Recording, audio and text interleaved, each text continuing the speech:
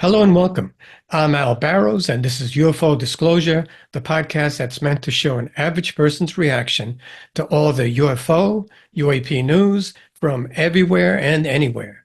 Today I'll be talking about a huge UFO that was spotted over Alaska during flight JAL 1628 by Captain Kenju Terauchi back in 1986.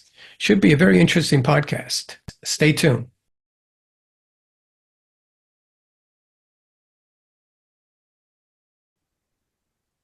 That's Captain Terauchi there. This is the sketch Terauchi drew of what he says he saw out of his window that night. And this is a graphic from Japanese TV that's based on his description. He said it was the size of two aircraft carriers. Motherships. Terauchi claimed that it was bigger than an aircraft carrier when he drew this sketch to show the relative size of the mothership in comparison to his jumbo jet. And I guess that's supposed to be the jumbo jet there. So it was much bigger than his jumbo jet. As you can see, the arrows indicate the size of the jumbo jet in comparison to the mothership, which looks like two plates, one on top of the other, two soup plates. Terauchi's route was over Alaska to Anchorage. He says the UFO stayed with him for 40 minutes, then disappeared. The FAA released tapes of the crew speaking with the controllers. We're able to identify the type of aircraft.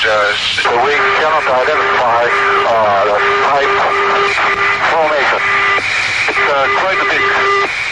But Terauchi's crew was not sure they had seen a UFO, and other planes sent to search saw nothing. The FAA agrees. Today, the agency concluded a 3-month investigation, saying there's nothing to substantiate the pilot's story, nothing to indicate a UFO or any other aircraft near the flight. A computer recreated what the radar picked up as the plane progressed. Nothing to indicate a UFO or any other aircraft near the flight. Computer memory has recreated what radar picked up as the flight progressed. Sometimes the JAL plane is seen as a normal blip. Sometimes the radar showed only one blip, sometimes two blips, and occasionally it showed a double blip. Sometimes even two blips together. It did catch controllers' attention that night. Military radar advises they do have a primary target. The FAA said that the double blip could be an echo of Terauchi's plane. Captain Terauchi had seen UFOs before 3 times, but the FAA eventually closed the case. And even though the FAA closed the case on Terauchi, there was a tape recording showing an investigator from the FAA saying that Terauchi was right and that the investigators were wrong. The FAA today closed the case. But a tape recording reveals one investigator telling Terauchi if he's right or the agency's wrong. All I can say is let's hope they're on our side. Huh? The case is reconstructed here by Nippon TV. Terauchi 707 was flying over Alaska on the 17th of November in 1986. At 5 p.m. during the flight, Terauchi and his crew noticed 2 red lights getting nearer and nearer. The control tower at Anchorage didn't notice anything in the area. The lights got nearer and nearer.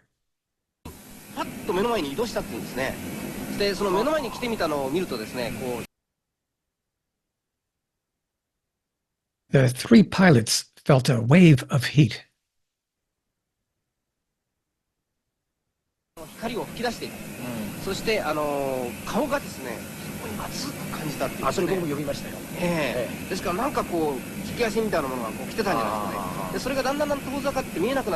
Shortly after, 2 white lights appeared.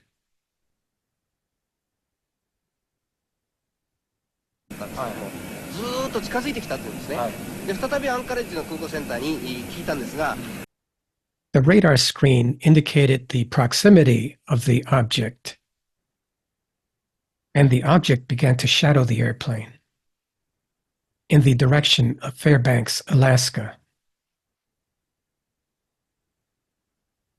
目の前の光があるまま飛んでいったんですね。そしたらそのフェアバンクス市の上空に来た時にですね、フェアバンクスの街の明かりをバック Thanks to the contrast of the city lights, the crew could see the outline of the object. They said they couldn't believe their eyes. It was 30 to 40 times bigger than the 707 Boeing they were in. They said they tried to shake off the object. Terauchi veered the plane away from the object. The control tower asked if they needed military assistance in the air. Terauchi replied that it would be too dangerous. It would be too dangerous because an El aircraft needed to pass their flight path.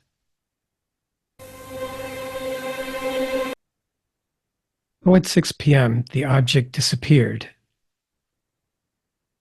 The sighting lasted about an hour. These are the sketches that Captain Terauchi made. Both he and his crew saw an enormous UFO. Terauchi said that the craft looked like it was under control and was definitely not constructed on Earth. So what you're about to see is testimony from John Callahan, who was the head of accidents and investigations for the FAA during the time of the flight in 1986. My name is John Callahan. I'm a retired FAA employee. I was the division manager for the Accidents, Evaluation, and Investigation Division in D.C. About 2 years before I retired, I received a call from Alaska region where the region wanted to know what to tell the media. When I questioned, tell the media what, he says about the UFO, and it went downhill from there. What UFO? It turned out I told him what any government employee would do at that time was to tell him it's under investigation. And then I had him send all that data to the FAA's tech center in Atlantic City. The next day, my immediate boss, service director, Javi Safir, and I went to Atlantic City. I had just purchased a new video camera, and I videoed the event.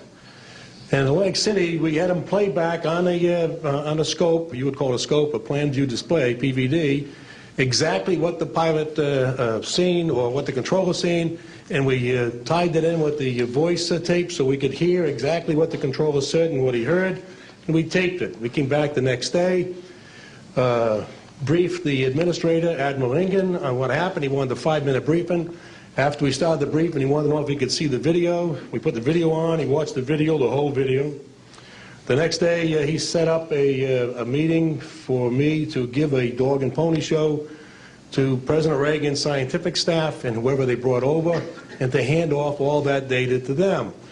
That morning in the FAA round room, it was either 9 or 10 o'clock, 3 men from Reagan's scientific staff, 3 CIA people, 3 FBI people, and I don't remember who the other guys were, along with all the FAA experts that I brought with me that could decide or talk about the hardware and the software, how it worked. We put on a dog and pony show. We let them watch the video. We had all the data there. We had all the printouts that the computer put out. They got all excited over it. When it was all done, the CIA, one of the CIA men told the people they were now sworn to secrecy, that this meeting never happened and this event never happened. When I asked him why, I thought it was probably just a stealth bomber at the time, he says, well, this is the first time that we have recorded radar data on a UFO, and these guys are going to get all excited, drooling over all this data. I said, well, you're going to tell the public about it? And he says, no, we don't tell the public about this. It would panic the public. He says, we're going to go back and study this. I said, okay. It was what he was going to do. Now, I've told this story many times, and I get sometimes funny looks from people. I have with me the voice tapes of the controllers that were involved, the FAA original tapes. See, after we handed this stuff off to the president's staff, the FAA didn't know what to do with it. We don't separate UFOs from real traffic, so it's not our problem. Okay? I have a copy of the original of the video that we took, which is rather interesting. And once the thing was all over, the reports started coming into my office, but because it wasn't an FAA air traffic problem, the FAA's report ended up on a table in my office. and stayed there until I retired, when one of the staffers packed up all my gear and helped it move to my house. Also, in a box I found just a few days ago, in my 1992 tax return, I have the target printouts from the computer data, which, so if you wanted to or look at every target that was up there at the time, you can now reproduce this from this piece of paper here. And it's called the UFO Incident, Japan 1648, I believe the number was, that happened on November the 18th, 1986. I'm prepared to go to Congress, to swear before Congress that everything I've told you people and everything that is here is the truth. Thank you. So I thought that was pretty interesting that John Callahan had all that hard evidence. That was taken from the Dr. Stephen Greer National Press Club event back in 2001. And you can see there that the evidence that John Callahan preserved is undeniable. It's hard evidence. John Callahan held on to that hard evidence and pretty much proves that JAL Flight 1628 back in 1986 was being escorted or accompanied by some huge object. It's there on radar. He has the videotape of it, and he has the readouts. Here's Raymond Fowler confirming that something actually did follow JAL 1628 over Alaska that November the 18th back in 1986. UFO sightings are still happening in this country and abroad all over the place, but they aren't getting reported in the national press, which is very unusual. And there was one recently in Alaska. Very unusual that particular account in Alaska. Here's Raymond Fowler giving a little history on how the government deals with UFO sightings. He also specifically addresses Terauchi's sighting over Alaska back in 1986. Having public participation in the UFO program caused an awful lot of headaches for the United States Air Force. Their regulations indicated that they couldn't tell the public that there were unknowns, that they were only to tell the public the ones that they had identified. And because of this, they had to give all types of explanations for UFOs, and it caused the Air Force to have a very bad name. Not only that, the information concerning UFOs was highly classified, and having the public participation in the UFO program wasn't to the best of the Air Force interests. So in December of 1969, December 17th, 1969, the United States Air Force again told the public that it had terminated its UFO program, and now covertly investigates the better civilian sightings and concentrates mostly on government source control cases and airline pilot cases under the order JANIP 146, a Joint Army Air Force Navy order, which outlines what military civilian pilots are supposed to do when they see a UFO sighting. They submit what they call a service report, which contains information vital to the security of the United States. Once they make an official report, they're subjected to $10,000 fine and or 10 years in jail if they reveal the contents of this report. UFO sightings are still happening in this country and abroad all over the place, but they aren't getting reported in the national press, which is very unusual. And there was one. Okay, so this is the part where the interviewer asks Raymond Fowler about the 1628 JAL flight that Terauchi was involved in back in 1986. Recently in Alaska. Very unusual that particular account in Alaska should get in the press. It was a month afterwards. It was kept out of the press for a month, and this involved a huge UFO seen by a Japanese Airlines crew flying a cargo plane, a Boeing 747, into Anchorage, Alaska. And they were followed for hundreds of miles by this huge UFO, which was described as a bowl inverted upon a bowl with a rim around it. We call it the Saturn-type configuration. The pilot and the crew members described it as being as large as 2 aircraft carriers placed side by side. They tracked it on their weather radar to make sure that they weren't seeing things. They were in contact with the FAA at Anchorage and also Elmendorf Air Force Base. And they have said, and they've maintained their story, that both locations also tracked it on radar. It wasn't mentioned in the press. It was kept very quiet. It broke in Japan around December 30th, December 31st, and got back into the press in this country after a month. and immediately the FAA officials contradicted their own controllers. The Air Force spokesman also contradicted their own radar operators and told the press that, FAA told the press that the radar was just a double image of the plane. Elmendorf Air Force Base officially said that they were just picking up ground clutter.